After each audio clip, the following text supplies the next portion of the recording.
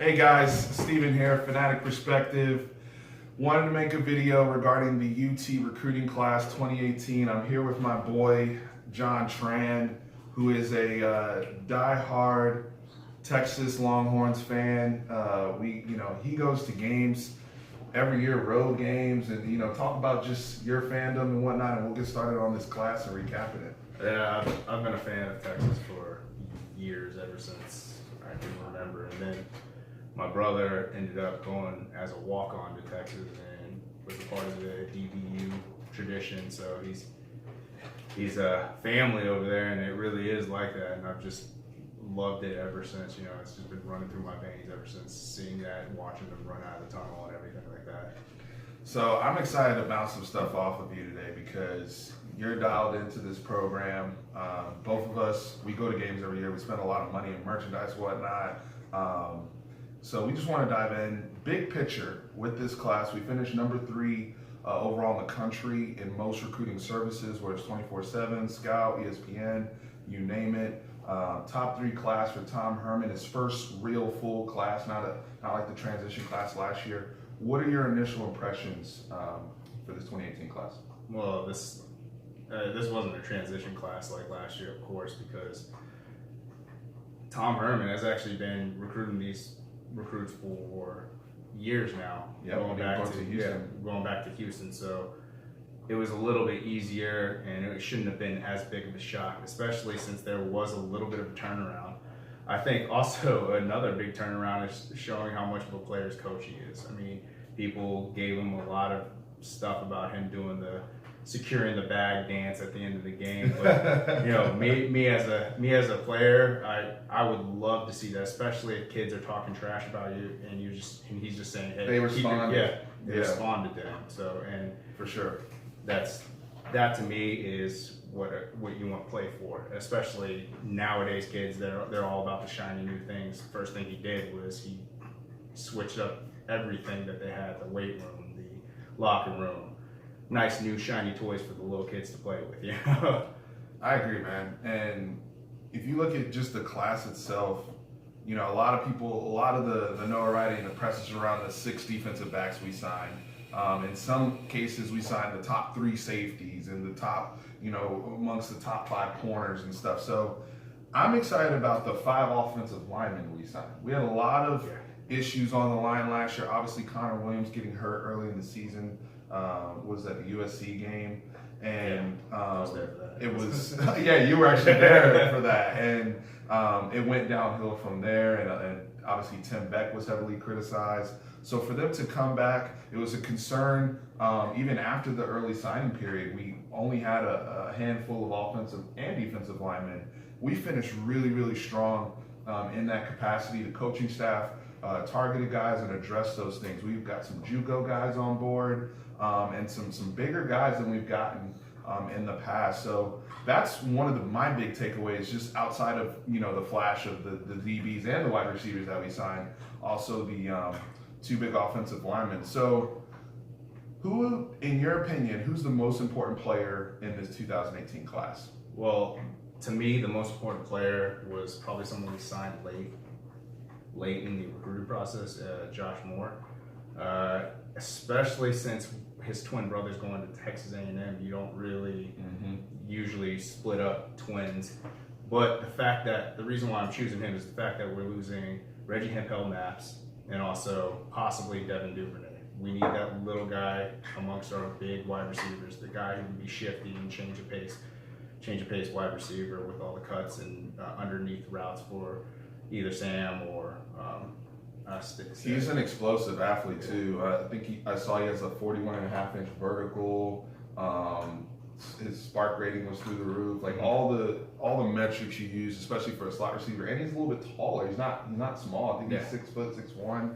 And we're losing Amari Foreman too in the slot. So, like you said, he's going to be really, really important right off the bat for be quarterback friendly, if you will. So I like that pick of Josh Moore. I'm going to go with Keiondre Coburn. I think many of us were very nervous waking up on February 7th on if he was going to hit that U or if he was going to stay with us. And he stayed true to his word, stayed true to his commitment.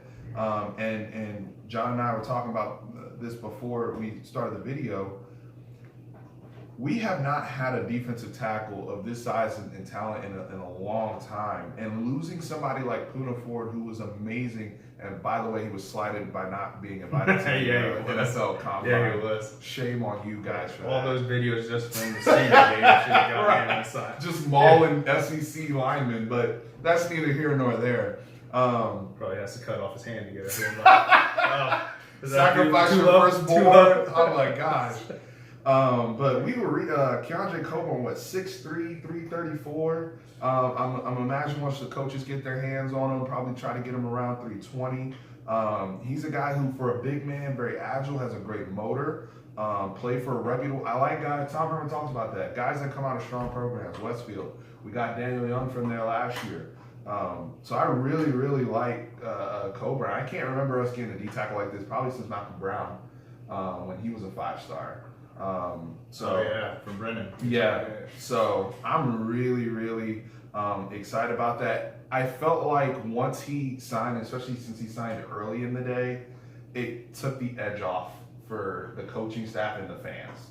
The rest of the day is and then we got, Josh came in and all these other guys, Jomo, and it was just like, okay, we can breathe. Couple that with a Jomo, we got 2 big, stout D tackles in this class. Too. And Osai, for sure. So for sure. They You got a speed rusher. Going back to your previous statement that, games are won in the trenches, and we definitely address that. It makes our 5-star recruits or 4-star defensive backs job a lot easier. Absolutely. Pressure. Absolutely. So, who's your biggest sleeper of the class? My biggest sleeper, I can't pronounce his last name honestly, so I'm just gonna call him Dixon's cousin. I've been on Dixon's bandwagon for 3 years, even when he dropped that snap. Oklahoma State. Yeah, I've been 2015. Yep, I've been, but he's coming from the same pro kick area in Australia. I don't know what it is, what they're doing over there, but keep doing it. I'm happy, and if he's gonna be as good a kicker, he's gonna flip the field for us and help us out tremendously. And I think Tom, as the season went on, one of the things that was critical about him was not using Dixon enough, especially when the offense was sputtering, trying to be too aggressive, and not utilizing your weapon. I think in the bowl game, we saw if you can utilize that and you give your defense a chance to get turnovers on a short field and flip the field, obviously getting the ball back to your offense. So I like Dixon's cousin. We might have to come up with a nickname for him. My guy, who in my opinion is a sleeper in terms of who people are talking about, is DeMarvion Overshawn. I know he's a 4-star recruit. According to ESPN, he's probably the 2nd highest rated player in our class. But in terms of an actual sleeper, he's not really being talked about. People are talking about Caden Stearns, BJ Foster, Anthony Cook. Those are like the big names. Keontae Ingram, Coburn, as I mentioned earlier. To me, Overshawn has the highest upside in this class. Out of every, he's so much fun because I don't know of another Texas player we've ever had like this to where both of us agree he's probably going to play linebacker. I don't think he'll ever line up. He's got NFL size. That's what.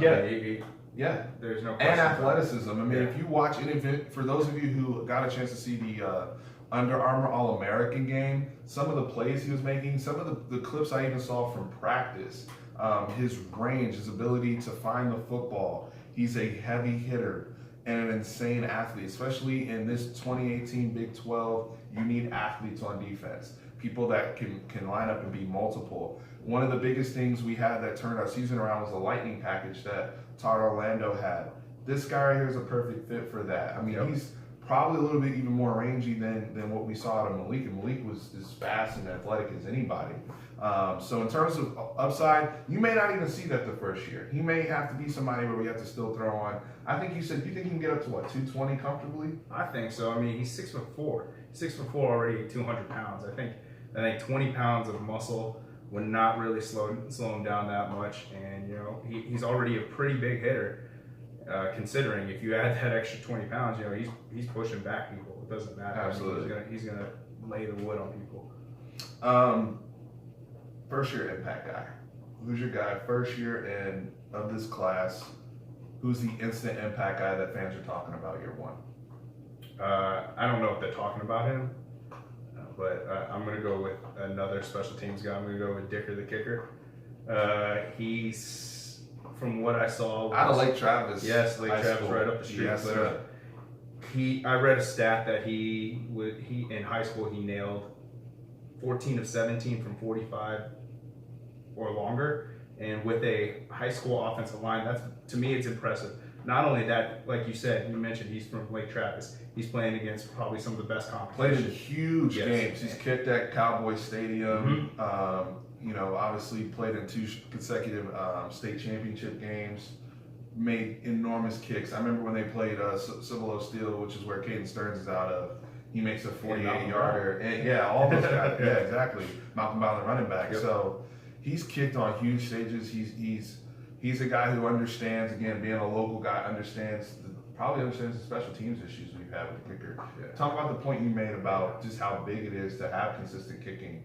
Well, if we had consistent kicking or a competent kick game, Charlie Strong's probably still the coach. I mean, this last 3 years has been really frustrating as a Texas fan, seeing how we've lost so many close games decided by 4 or less points. I mean, you nail 2 kicks, we win those games. Absolutely. Even getting inside the 30 or the 20, I mean, how many, like you said, how many games have we seen? Even the Kansas game, that infamous Kansas game, right? So, and not even that. This year, when we get to the 25 in the red zone, he wasn't trusting our kicker that he'd go for it on 4th and 7. And it influences his decision. Yeah, it's not.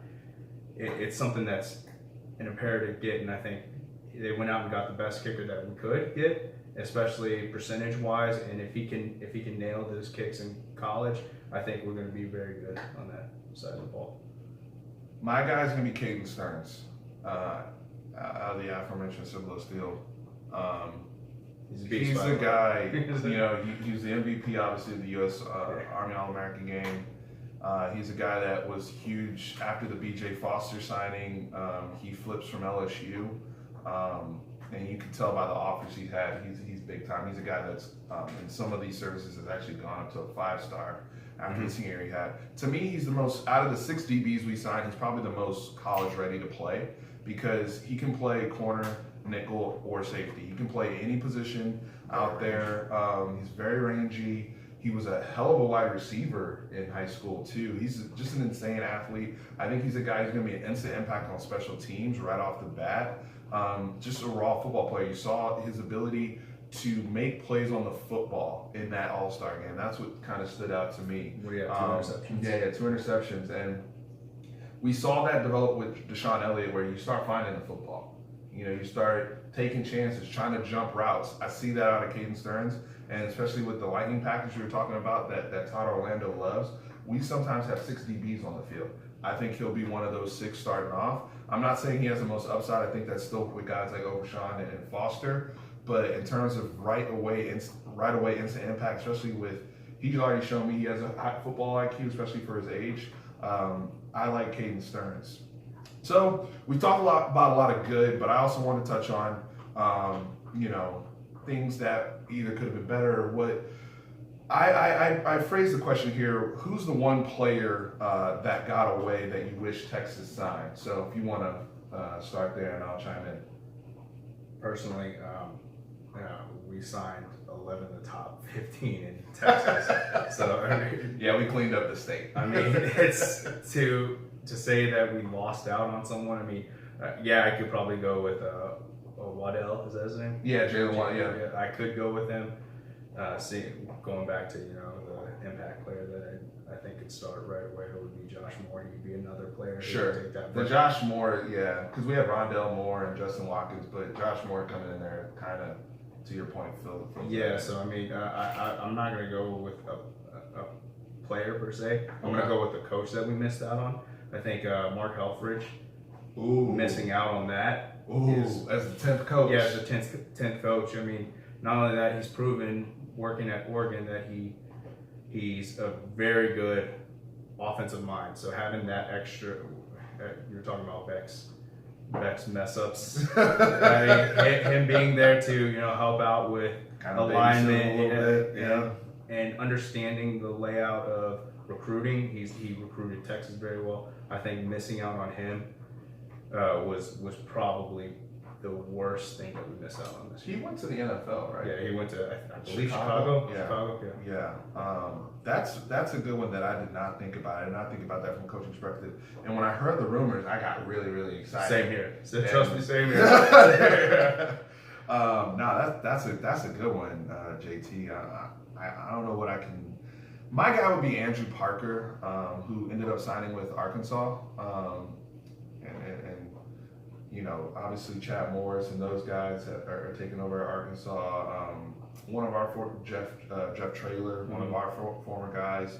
So kudos to them for getting Andrew Parker. Your Louisiana. Oh yeah. Malcolm Roach. Oh man, all those guys, dude. I mean, the more you can get from Louisiana, that's a pipeline that never fails. Yeah. And Andrew Parker was out of that Louisiana pipeline. I believe he was 6'2", 225, inside linebacker. And to me, that's the only thing I can nitpick about this class is we only signed one true linebacker. Now we both think Overshawn's going to move to linebacker, so that will help. And then you have a guy like Byron Hobbs and some other guys who were project. Yeah, like more so projects. But to me, Andrew Parker, I look at him. He has a similar build to a guy like a Gary Johnson, not nearly as fast or freakish, but a position where that gets beat up a lot, and linebacker's tough to play in college. You need a lot of guys, a lot of depth, as you saw with Alabama this year. Mm-hmm. They ran out of linebackers at one point. Yeah. So I would have liked to see us address that a little bit more, but we're playing a lot of DBs, that type of thing. That's the one thing I would nitpick. The last thing I wanted to discuss with you, and we have not talked about it at all, is the quarterbacks. So I think a very, very big thing is we signed 2 quarterbacks in this class. Cameron Rising out of California and Casey Thompson out of Oklahoma. So let's talk about those guys, and then the importance of not only getting them signed, but both of them are currently on campus and will compete in the spring. I'll let you chime in with your thoughts on the quarterbacks. I think we have different thoughts on it. I think that we signed too many. Honestly, I think especially since they're different style of quarterbacks. Sure. One's pro style. Yeah, one's pro. So from the way that our offense has been, it's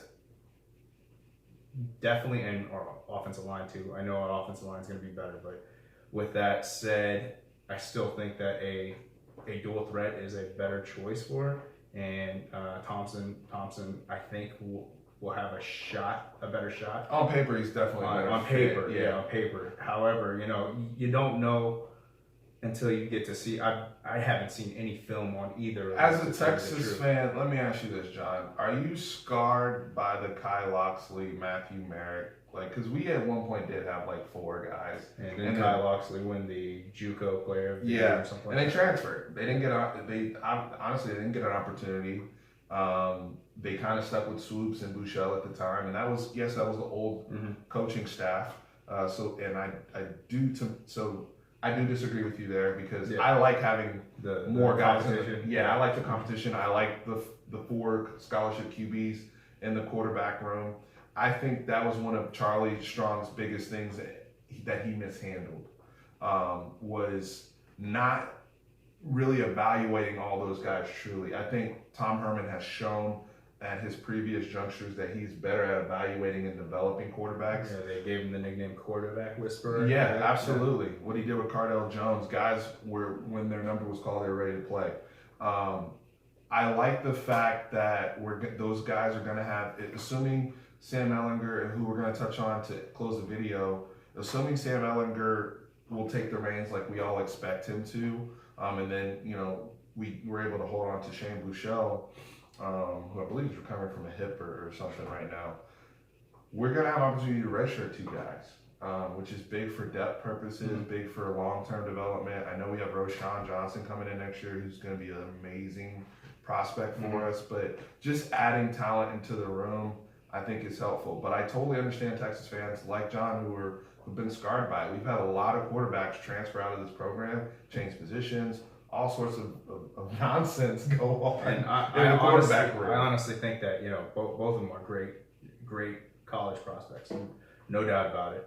I think and to win in the Pac-12, like you mentioned, to win in the Pac-12 over the Pac-12 teams, pulling him over here, that's a huge. Oh yeah, Cameron Wright. Itself. Yeah, guys like that would have typically gone to a Mhm. Pac-12 school, would have gone to a Cal or somewhere like that and developed. I mean, we've seen that over and over. So for UT, I think it shows Tom Herman's brand extending outside of the state of Mhm. Texas. Both of them.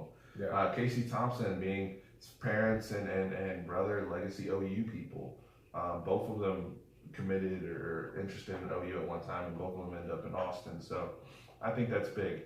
I mentioned Sam Ehlinger, and when we were talking earlier, you brought up a point related to Nick Foles, and I just wanted you to make that point to our fans out there. Oh, it wasn't a point. I just asked how you felt, how he's going to react to Nick Foles winning the Super Bowl, being the second.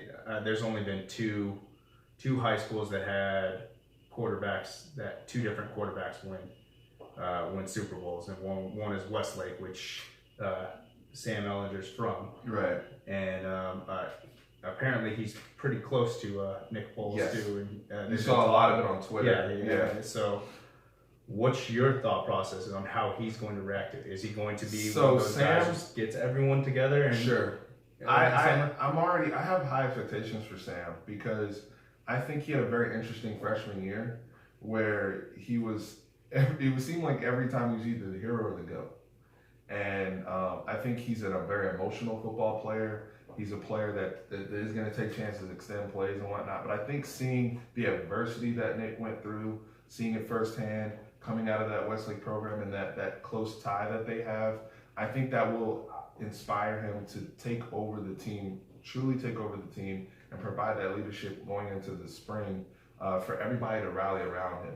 You kind of saw some of that in the bowl game, I felt like, too, towards the end. Well, so, I gotta give Bouchel a little credit. When I was watching the bowl game, I saw him a couple times before he got hurt step up in the pocket and make really good passes because he was actually controlling the first quarter of the game as a quarterback. So watching and he earned the start. Yeah, watching him step up in the pocket, I said that was huge because that was the. He hadn't shown us that. Yeah, he hadn't shown that, and so him getting hurt is rough. And I mean, everyone else knows it. This is Sam's job to lose this year, and that's why I wanted to know. I think Nick Foles winning the Super Bowl might have been probably the best thing for this kid. Gotcha. Because he's a backup.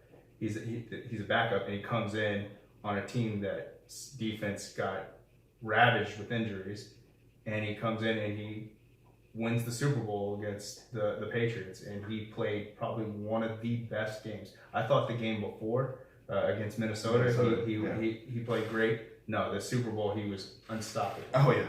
And I hope he takes that into consideration and then just focuses and becomes that leader because he does have the leadership qualities. Absolutely. And I want him to be he that guy. He can be one of the best players. Absolutely. Players in the Big 12 in the country. Like you said, if he locks in and focuses on his craft. Any other thoughts you have going into spring practice? Yeah, I got a lot of thoughts, but the main one I'm focused on is how are we going to not fix it, but how are we going to replace all the NFL talent that's leaving? Sure. We're having 5 people that are going to get drafted this year, which is the most in a long time for Texas. And let's be real, we're a 7-5 team, and we're losing 5 people to the NFL draft. NFL players don't come around very often, and this is a great class, and I'm hoping that we could fill those holes. Yeah, but they're kids. You can't really judge how they're going to react once they get freedom in college and those how lights. Exactly. Yeah, and that's the one thing that I'm focused on. Sure. And I appreciate that. You're taking more of a cautious approach. For me, it's just health. Injuries, keeping guys healthy, coming out in the spring, seeing the quarterbacks develop, seeing the quarterback competition. If I'm Tom Herman, it's still an open competition. I don't see why it shouldn't be. I know I talked I know I'm very high on Sam Ellinger, but it should. I want to see, all 4 guys, if they're ready and doing what they need to do in terms of button up their work in the film room, they should all have an opportunity to receive reps initially. But so that's really what I'm excited the offensive about. line healthy too. Yeah, yeah. That goes without being said, and just getting the rotation out. I can't wait to see guys like Patrick Hudson come back. Yeah. Even Andrew Beck at tight end. I think all those guys will. Did you say he's coming back to school? I think so. I hope so. I think so. Or else he probably would have played in the bowl game if he wasn't gonna. Sure. Yeah. So that's all we got, guys. You guys let us know in the comments which your thoughts are on this recruiting class for UT. As fans, I think we're cautiously optimistic on where this thing is headed. Big shout out to Brian Carrington and Michael Huff. I think that's the only thing we left out that we wanted to. They have been instrumental behind the scenes of locking these guys in, and most importantly, building relationships with these players. And I think the relationship aspect is huge because that doesn't just carry over, that carries over into future classes as well. So, JT, thank you so much. I appreciate it. Always a pleasure, sir. And hook 'em.